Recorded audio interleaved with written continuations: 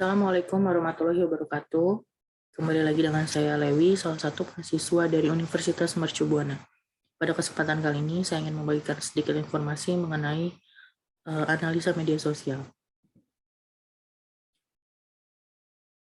Tokopedia mendefinisikan analisis media sosial atau SNA mengacu pada pendekatan pengumpulan data dari situs media sosial dan blog dan mengevaluasi data tersebut untuk membuat keputusan bisnis. Proses ini melampaui pemantauan biasa atau analisis data dasar retweet atau suka untuk mengembangkan gagasan mendalam tentang konsumen sosial. Pemantauan media sosial sering dikacaukan dengan istilah lain seperti mendengarkan media sosial atau kecerdasan media sosial. Tetapi nyatanya hal itu berbeda dan masing-masing moniker ini memiliki tempatnya sendiri di kotak alat analisis sosial Anda. Kecerdasan media sosial adalah istilah menyeluruh yang mencakup beberapa bidang utama analitik sosial, termasuk pemantauan media sosial dan mendengarkan media sosial dengan fokus pada analisis pesaing. Mendengarkan media sosial mengungkap wawasan konsumen yang dapat Anda terapkan pada strategi merek. Tujuannya adalah untuk mempelajari apa yang paling dipedulikan konsumen dan membawanya ke dalam pengalaman pelanggan Anda di setiap level. Pemantauan media sosial juga merupakan upaya berkelanjutan, tapi dengan fokus yang sedikit berbeda. Jika Anda menganggap mendengarkan media sosial sebagai menciptakan garis dasar untuk apa yang dirasakan audiens Anda, maka pemantauan media sosial adalah tentang pemeliharaan garis dasar itu. Selanjutnya adalah crawling data social network analysis. Apa itu social network analysis atau SNA? Merupakan pemetaan terhadap relasi antar node. Node itu bisa berupa orang, organisasi, topik, lokasi, dan lainnya. Relasi antar node bisa terjalin dalam banyak hal seperti persahabatan, cinta, uang, kekuasaan, gagasan, bahkan penyakit. Unit analisis dasar dari SNA bukanlah individu, melainkan koneksi yang melekat padanya. Kenapa dan kapan menggunakan social network analysis? Yang pertama, ketika ingin mempelajari sebuah jaringan sosial, baik offline ataupun online, atau ketika ingin memahami bagaimana meningkatkan efektivitas dari jaringan. Selanjutnya adalah ketika ingin memvisualisasikan data tentang pola relasi atau interaksi sosial. Selanjutnya adalah ketika ingin mengikuti jejak informasi di jejaring sosial. Dan yang terakhir adalah ketika ingin melakukan quantitative research atau qualitative research. Cara melakukan SNA di media sosial. Yang pertama adalah menentukan keyword. Keyword sendiri bisa berupa kata, hashtag, ataupun akun dari sosial media. Selanjutnya adalah melakukan crawling data, dan yang terakhir adalah melakukan visualisasi data dan analisis. Untuk visualisasi datanya bisa menggunakan GPI, namun membutuhkan API Twitter. Berikut ini adalah langkah-langkah untuk melakukan crawling data menggunakan netlick.org. Yang pertama adalah login ke Twitter, kemudian mengakses situs netlick.org dan melakukan login menggunakan email. Selanjutnya adalah klik menu My Account, lalu hubungkan akun Twitter dan izinkan akses aplikasi. Selanjutnya adalah buka menu New Dataset, lalu input keyword dan klik import.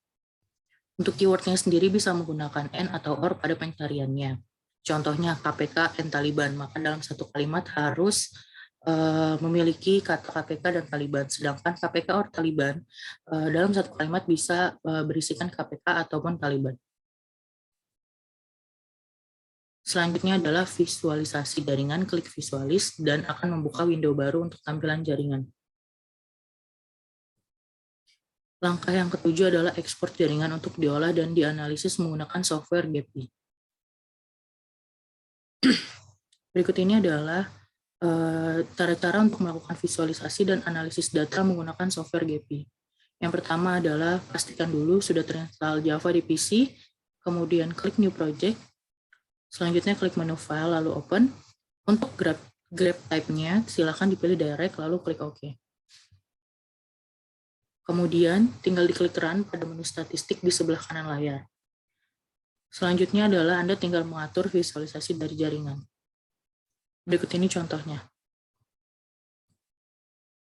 Terima kasih.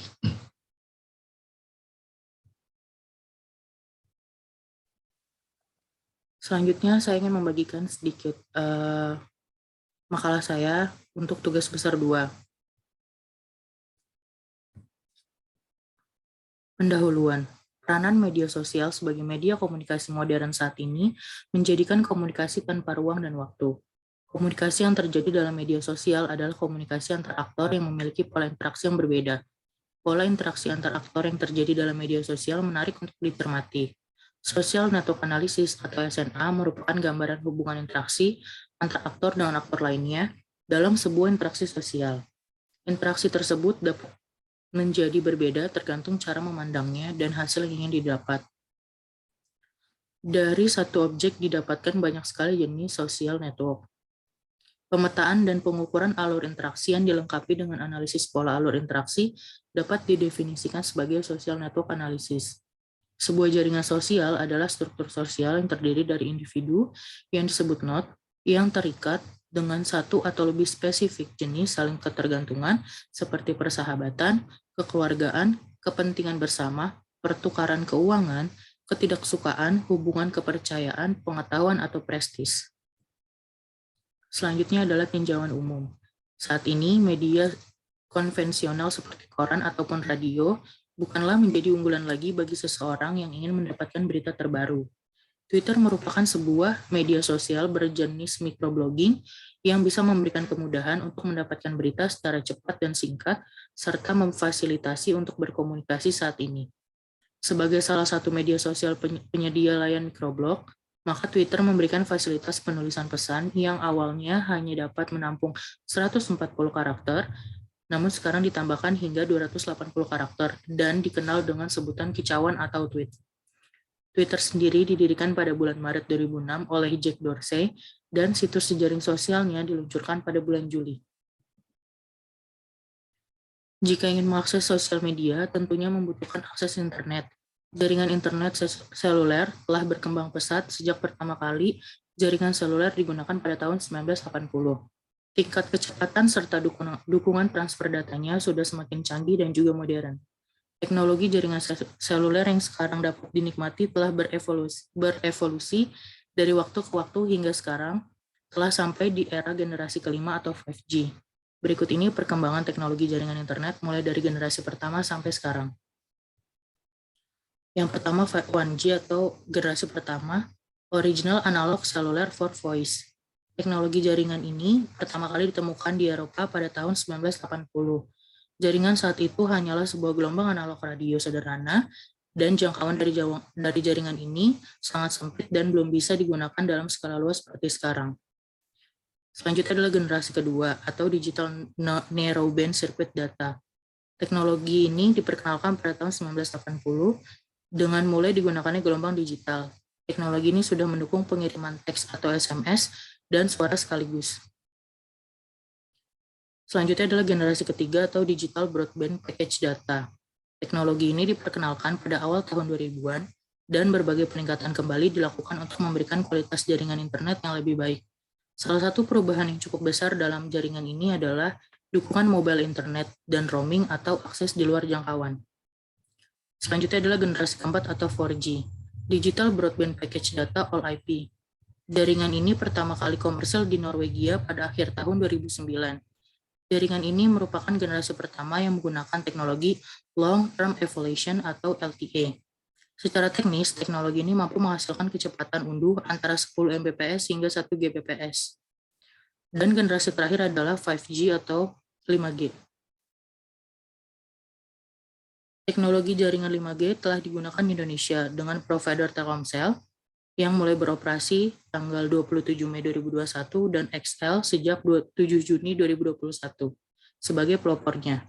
Konektivitas yang cepat serta lebih responsif menjadikan teknologi ini akan sangat berguna dalam meningkatkan performa teknologi sebelumnya. Sempat dikabarkan akan jadi yang pertama membawa sinyal 5G, Indosat baru mendapat persetujuan Kominfo pada tanggal 14 Juni 2021, kemudian menghadirkan layanan 5G di Kota Solo, Jawa Tengah pada tanggal 22 Juni 2021. Selanjutnya adalah data dan pembahasan. Metode yang digunakan dalam penelitian ini adalah metode kualitatif. Metode penelitian kualitatif merupakan suatu metode untuk mengenali suatu di mana seorang periset mengumpulkan, mengorganisasikan, serta menginterpretasi data yang diperoleh dari buku, internet, dan lainnya. Dataset ini diambil dari media sosial Twitter menggunakan API Twitter melalui website netlick.org. Metode pengambilan data adalah dengan mengambil tweet-tweet berbahasa Indonesia secara acak, menggunakan kata kunci 5G dalam percakapan sehari-hari dengan rentang waktu tanggal 12 sampai 16 Desember 2021. Berikut ini hasil analisis yang diperoleh. Yang pertama adalah diameter sebesar 1007. Maka dapat disimpulkan jarak dari satu aktor ke aktor lainnya adalah 1007 langkah. Selanjutnya adalah density sebesar 0,000848. Nilai density atau kepadatan yang diperoleh ini dapat menunjukkan bahwa intensitas komunikasi antar aktor pada kata kunci 5G rendah. Maka dapat disimpulkan bahwa penyebaran informasi juga berjalan secara lambat. Selanjutnya adalah reciprocity sebesar 0,051200. Nilai ini menunjukkan bahwa adanya komunikasi dua arah dengan intens yang rendah. Selanjutnya adalah centralization sebesar 0,105400. Pada poin ini dapat dikatakan partisipasi tweet untuk kata kunci 5G pada Twitter rendah karena mendekati 0, sehingga dianggap terdesentralisasi di mana informasi mengalir lebih bebas di antara banyak aktor. Yang terakhir adalah modularity. Untuk kata kunci 5G pada Twitter memiliki nilai modularity sebesar 0,747700.